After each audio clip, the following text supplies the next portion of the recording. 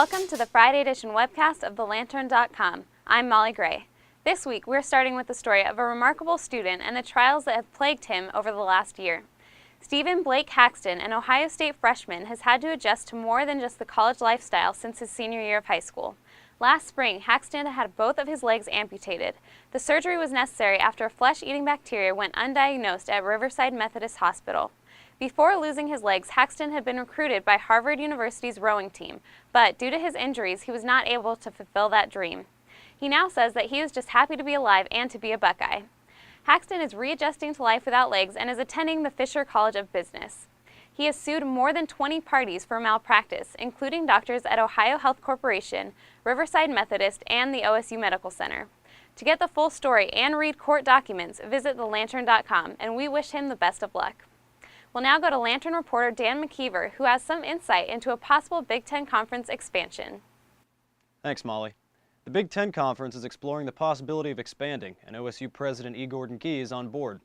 Gee, who sits on the conference's Council of Presidents and Chancellors, said in an interview with Lantern editors that he is supportive of asking the question as to how the conference would benefit from a 12th team.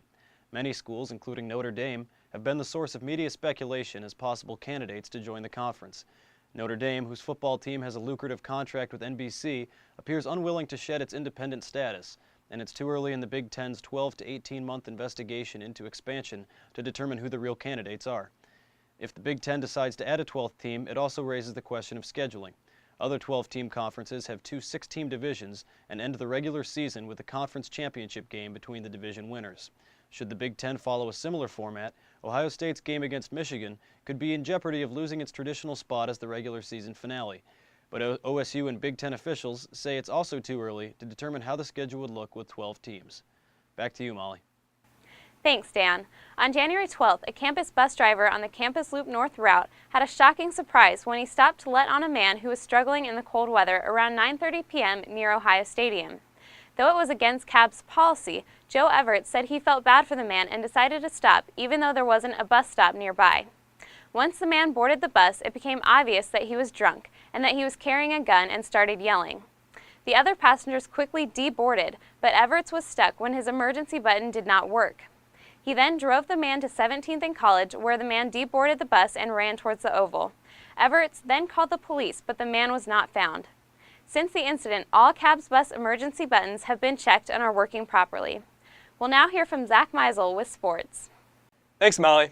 The Ohio State men's basketball team bounced back from a 71-65 loss at West Virginia last week by beating Iowa in Iowa City 65-57 on Wednesday.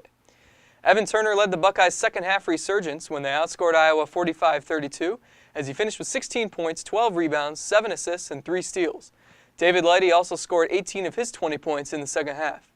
Ohio State moved to 15-6 overall, including a 5-3 mark in the Big Ten. That's good for third place, tied with Illinois. Wisconsin's in second, and Michigan State at 8-0 leads the Big Ten. Buckeyes host Minnesota on Sunday at 1 p.m. at the Schottenstein Center. The Golden Gophers beat Ohio State 73-62 on January 9th.